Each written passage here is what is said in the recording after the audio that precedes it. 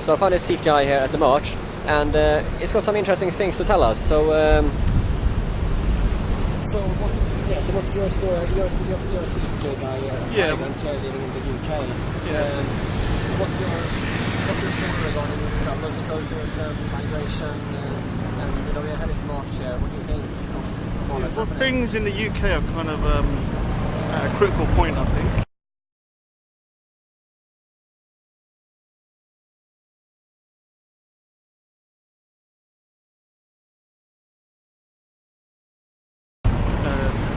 The Sikh community is very integrated, and we're one of the most affluent communities. Also, we have a very low crime rate, and I feel very British. I'm very patriotic. I love the country, so I don't like what I'm seeing. I've had lots of Muslim friends, and most of them are really great, but I don't really agree with the ideology and how it's been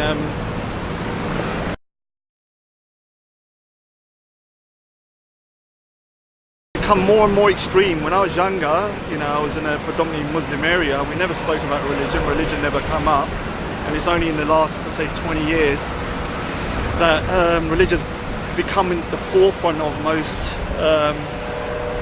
people who are from the Pakistani, Bangladeshi, or one of those communities. Become even above what they feel. They don't feel like they're British, and they don't feel like the UK or democracy is the way forward, but maybe Sharia law or some form of Sharia law, which I don't really agree with. And you see a difference between the second generation migrants and the first generation migrants? Yeah, it's very odd, because I've never expected it. I think for the Sikh community, the second generation, which I am, I'm much more integrated.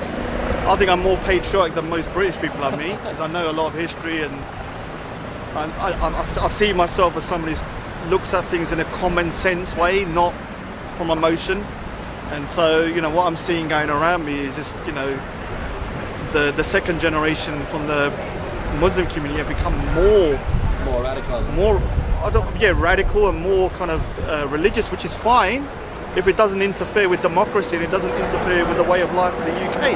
And I think with the Islamic religion the way it is now, it is causing issues that I'm worried for friends that I know are Muslims, the British people. And when I was growing up with a lot of Muslim friends, and when I hit my 20s, I ran into Hizb ut-Tahrir, which was now a banned organisation, and with the leader Majid Nawaz, who's now from Quilliam and a reformed character, threatened to kill me once. So really? Yeah, because I set up a Sikh society in my college, and I've listened to Majid Nawaz quite a bit on LBC radio. Yeah. I've been a bit skeptical, but I like him. I think he's going the right direction.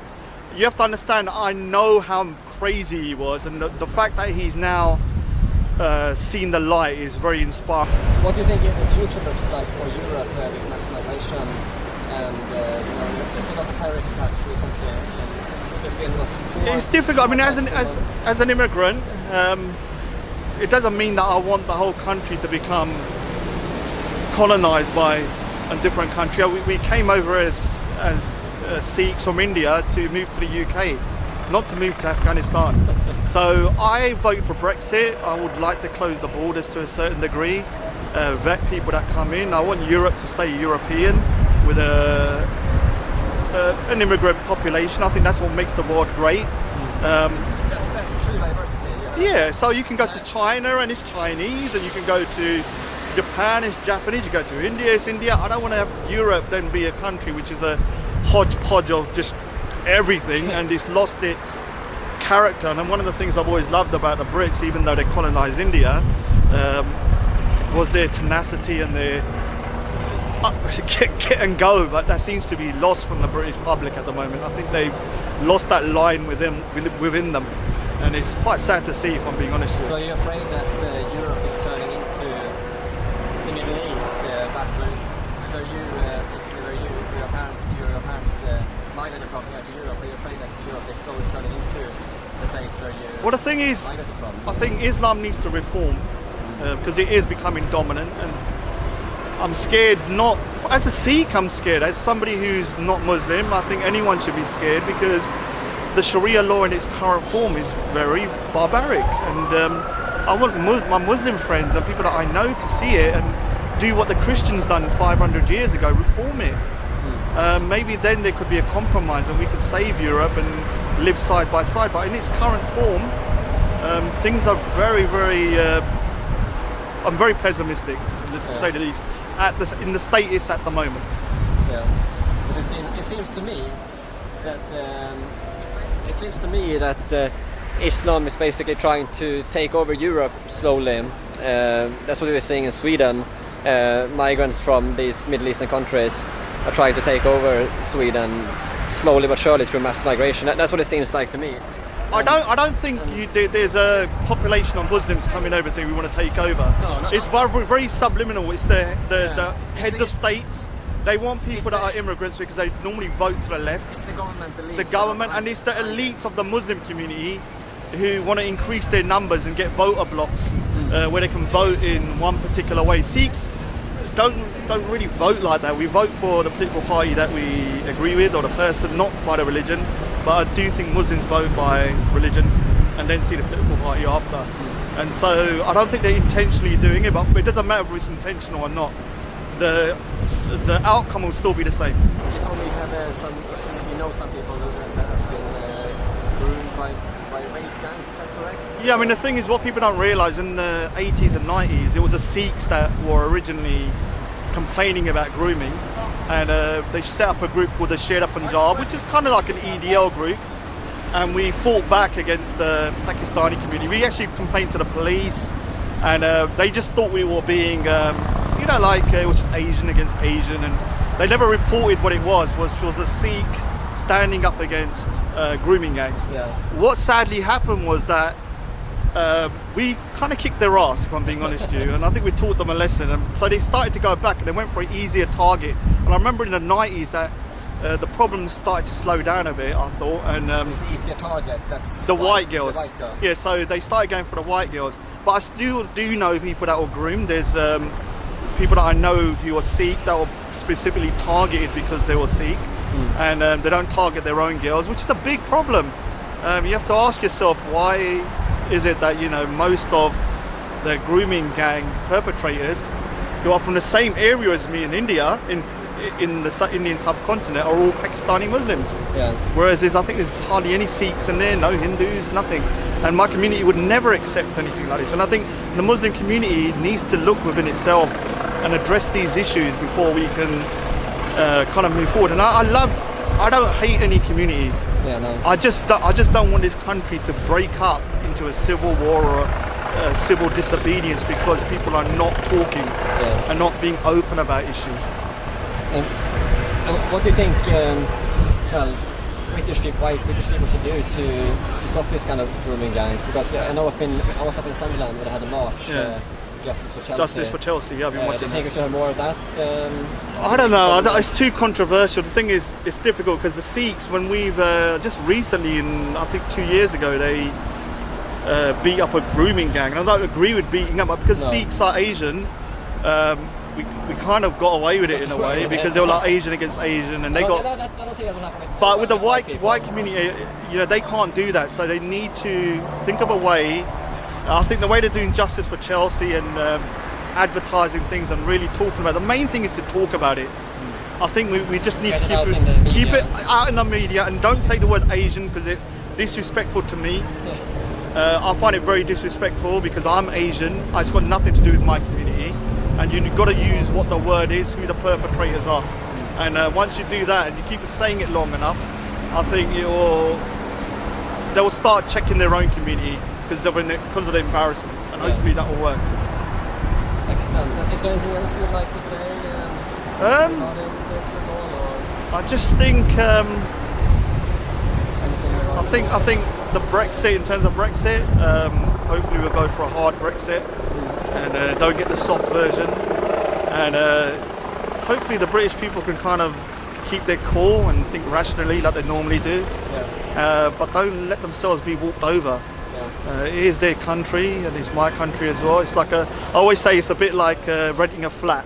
As an immigrant, I've come in, I've agreed to some tenants agreement, and if I don't abide by it and I start kind of trashing the place, and not abiding by it, I think, you know, it's not right for that person to stay in that country. No. And so, If you come to a country, you should respect yeah, it. I always look at that. I will always be an immigrant to a certain degree, even though I feel British. And I think you've got to look at it like that because you've got to keep yourself in That's check. one thing. How does it feel for you as an immigrant to multiculturalism and coming to the UK and assimilating? That's something I've never had any issues per se. Everybody has different experiences. I normally wear a turban as well. I've never had any issues.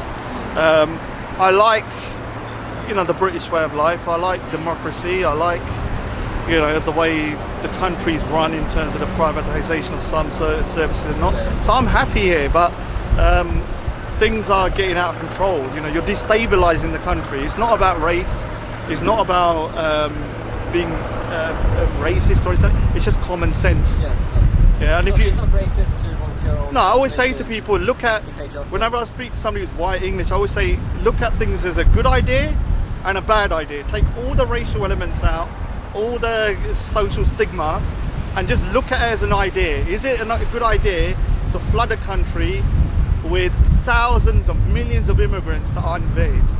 And it's not a good idea for anybody. So once you take the racial element out, I think people can think more logically. At the moment, it's just race, and that clouds people's judgments, unfortunately. Excellent. Thank you very much. That's a very good interview. Okay. Very good interview there.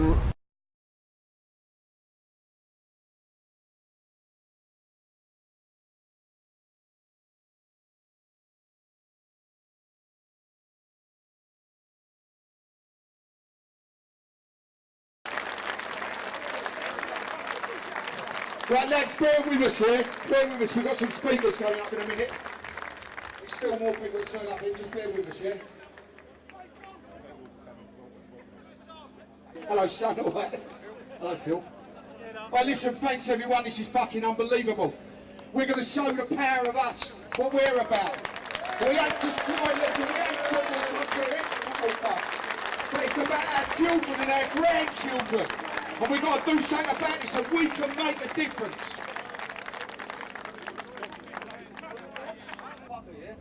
As simple as that, yeah? I'm Sikh, yeah? Okay, and my Sikhs have fought with the English for years and years, yeah? And I'm proud of it. Any religion is welcome, but the extremists we shall not bow to. And it took them to unite us. And be very proud of yourselves, people.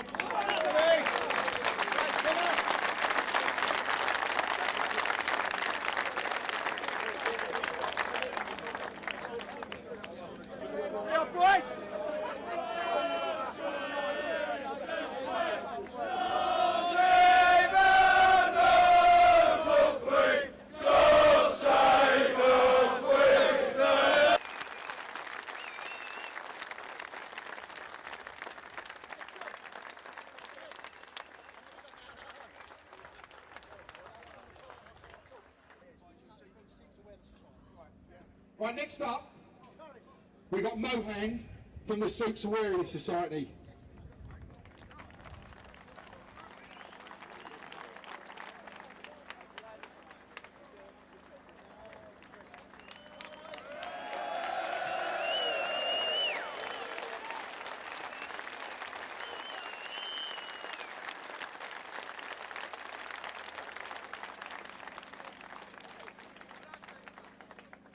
I'll start with a Sikh greeting. Vaheguru Ji Ka Khalsa, Vaheguru Ji Ki Fateh.